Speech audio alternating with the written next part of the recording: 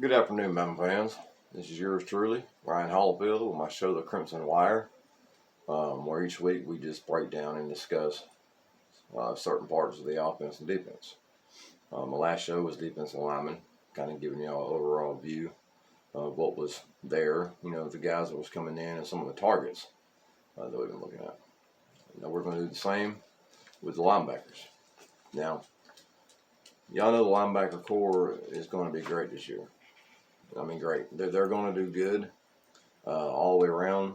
There's two seniors on this list, so they're really going to help these young guys get where they need to be, get them in place, help them learn the scheme, things like that. Chris Allen, we'll start with him. One of the only two seniors. He's one of two seniors. 6'4", 250, Baton Rouge, Louisiana. He finished out with 20 tackles, 5 sacks. Like I said, he's one of the only, besides Moody, seniors that long. So that's really going to help us this year. That's going to help us in a lot of ways, especially from a scheme aspect. Christian Harris, 6'2", 232, another Baton Rouge, Louisiana recruit. It's just a trend here. Saban and Alabama keep going, into the state of Louisiana and just taking some of their top prospects.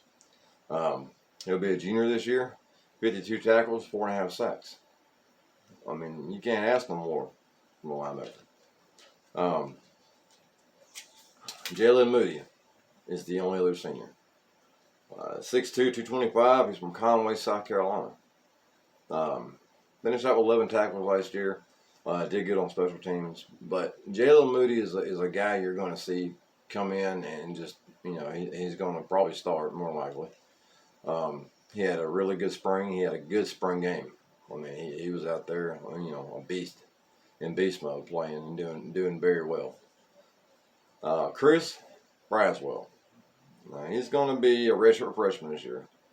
Baltimore, Maryland, 6'3", 220. He come in as a highly touted prospect. 5-star coming in. He's another guy, big body, that's going to get some, reps and some time in that, linebacker division, and going to have guys, like Chris Allen and Harris and Moody and, these guys to help them. So they're just going to get better. DeMoy Kennedy. Now, DeMoy Kennedy, as y'all know, man, was a great pickup for Bama. DeMoy Kennedy was probably one of the jewels in that class. 6'3", 215, out of Theodore, Alabama. He's a redshirt freshman. He did redshirt last year, so you're going to be seeing a lot of DeMoy Kennedy. Shane Lee. I got a little thing with Shane Lee. And what I mean by that is he come in with Christian Harris. All right, that year, Shane Lee and Christian Harris had to start. Moses was hurt. I think you had another guy that was hurt and out. So Christian Harris and Shane Lee, as true freshmen, was asked a lot. They was asked a lot. And to me, Shane Lee did well. I think he finished out with like 54 tackles, 4 sacks. But just the depth at that position, the next year he got beat out. So that just kind of shows you how good and how deep this linebacker core is. Quindarius Robinson, Big Q Robinson, 6'5", 220. Birmingham, Alabama. He'll be a redshirt freshman this year. That's another one. Q Robinson has been talked about since he got there. He was highly recruited.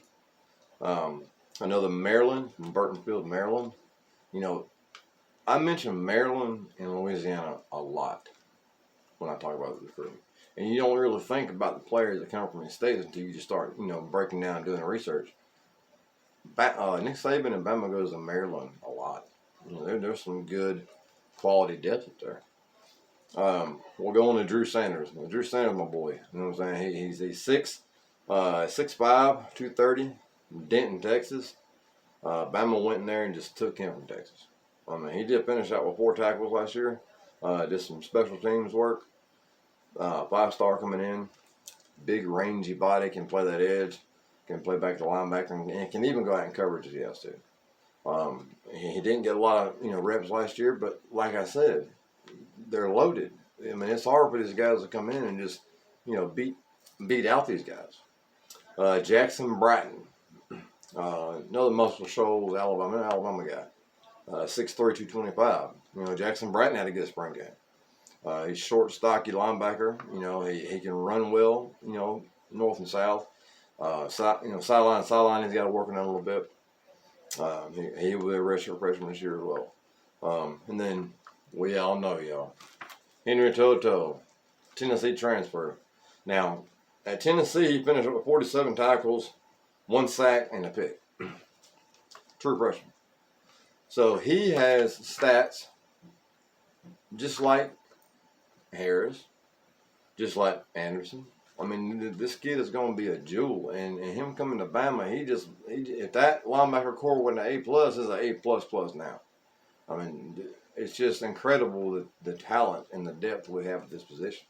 And these are all guys that's going to play well. They play well together. They know the defense. Even the younger guys that didn't really get no stats last year, they were there under these older guys, getting mentored, learning the game, learning what Saban wants. We'll move on. We'll go to commits on the roster. These are guys that committed the 2021 recruiting class. We'll start with Keani Coate. Now, Keani Coate, 6'4", 215, Valrosa, Florida. Number 13th in the nation, number 3 in the state of Florida at his position. 58, so is a top 100 prospect. That's another one from Louisiana that Saban just went in there and snagged. He decommitted from LSU and signed with Alabama. Deontay Lawson. Now, big Deontay Lawson, y'all know if y'all watch the spring game, he was in pretty much every play. I mean, Deontay Lawson took over because there was a lot of guys that wasn't playing in that game. So it's a chance for Deontay Lawson and these other guys, to get their time and to shine. And by all means, he did. He's 6'2", 217 from Mobile, Alabama. He was number 2 in the state of Alabama. Number 7th nationally. Number 51 at his position. Another top 100 recruit. Ian Jackson. I haven't really heard much of Ian Jackson. He's 6'1", 225. Prattville, Alabama. Another Alabama recruit. Number 7 in the state of Alabama. Number 27th national. Enrolled in January. So that's a name to be looking out for. And then Kendrick Blackshire. I couldn't wait to get to Kendrick Blackshire. I want y'all to go on YouTube or Google Kendrick Blackshire and just go watch this guy play and just watch him tackle and just watch his burst. Watch how he gets off the ball. Watch how he just maneuvers his way into every play. There's another minimum, boys. Excuse me. 6'2", 245. NFL built already. Duncanville, Texas. Texas was on him hard. A&M was on him hard as well. He's number 29 national. Number 21 in the state of Texas. But he enrolled in May. Now, he missed his junior season in high school, torn ACL. So he didn't get a lot of, the stats and I guess you say the views from people but he's going to be a baller. I mean, he's got a very mean, nasty streak to him. And he's just one of them players that you just can plug him in and just let him play. I mean, with everybody that I just mentioned, why not? I mean, the coaching they have there, the talent they have there, the facilities they have there. Bama's top notch. Bama's above everybody, and there's a reason for that. Now we're going to go to some commits and some targets for the 2022 class. Robert Woodyard, 6'1", 210, Mobile, Alabama. Number 5 in the state of Alabama. He was the number 10 linebacker and number 20 at his position. Top 100 recruit. He picked Bama over Auburn, Georgia, Indiana, Kentucky.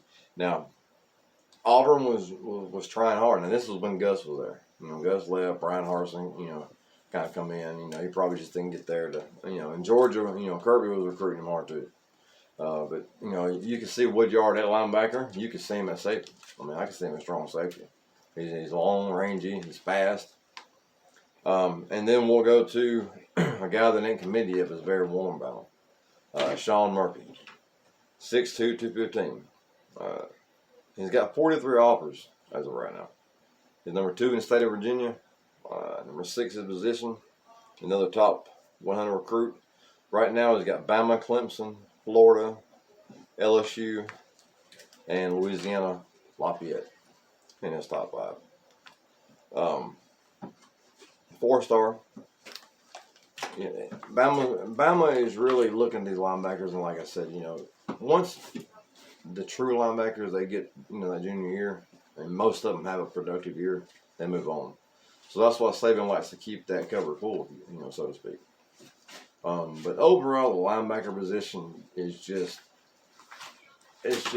loaded, folks. This defense, if you break it down in numbers and just really look at what's on this defense, the 1s, the 2s, the 3s, and so on, they're loaded. I mean, you look at all these other schools around the nation. They're good. Oh well, A&M's got a linebacker, or you say Florida, well they got a good edge rusher, or you look at say LSU and say well they got a linebacker. You look at Bama and it's like, well, they got 10 guys in their rotation, a linebacker that could play for any team and be, an All-American. Defensive line, DBs. DBs is going to be my next subject that I go over, and I'm excited to go over that one too. The research that I've done and just knowing the game, they're loaded.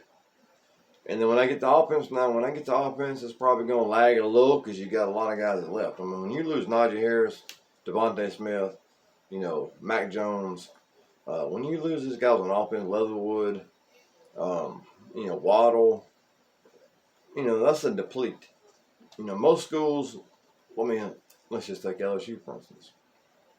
LSU pretty much lost that whole class. They won the national championship that year. And what did they do next year? 5-5. They come on strong last part of the season, but overall they were just not a good team. Very young, Derek Singleton Jr. They have him. They have a few other guys, but overall they're really young. They don't have that veteran leadership that Bama has year in and year out to help. Like I said, Coach Orgeron, it is what it is. He has some little things to say when they beat us last time. Whatever. We made him eat those words last year, but like I said, there's only going to be a few teams that I see that can stay with Alabama this year in our conference. A&M's one of them. Georgia's one of them. Besides that, I don't see nobody else. And then nationally, Oklahoma maybe, Clemson maybe, Wisconsin maybe. But overall, Bama has got the tools to have another great year. Like I said in last week's discussion, they're not going to have to score, 52 points a game to win ball games. Their offense is going to be able to go through their progressions. They're going to be able to kind of look at their scheme and see what they got. They're going to, be able to kind of know where things are at because the defense is going to be able to come in and keep them in the game. The first team offense versus first team defense. Well, first team defense. How many points did Bama score in that first team defense? 13. Okay. I know they had a lot of guys out, but you got Bryce. You got some of your receivers. Jai Hall is going to be a head turn. So we all know that. Trayshawn Holden is going to be, another thing Saban has went and done is went and got recruited these big receivers. Ja'Cory Brooks, Jai Hall, Trayshawn Holden, they're all 6'3 plus. 210, 215, Julio size. I just can't wait for the season to start. It's got me very excited. I ain't been excited about a defense in a while. So I'm very excited about this defense. But I hope you guys have a good day. Roll Tide to you guys. Be sure to hit that like and subscribe. I'll bring you more more more numbers and just kind of breaking down everything as a whole. And I'm gonna keep it going, man. Football season gets here, I'm gonna really break it down to kind of see if what I had on paper with guys coming in, guys is there, kind of see where it folds. You know, I'm pretty sure that I'm going to be very, pretty accurate on most of it. But there may be some guys surprise us. There may be some guys who, kind of doesn't have the year they're supposed to. But anyway, roll tide, guys, and I'll talk to y'all later. Thanks.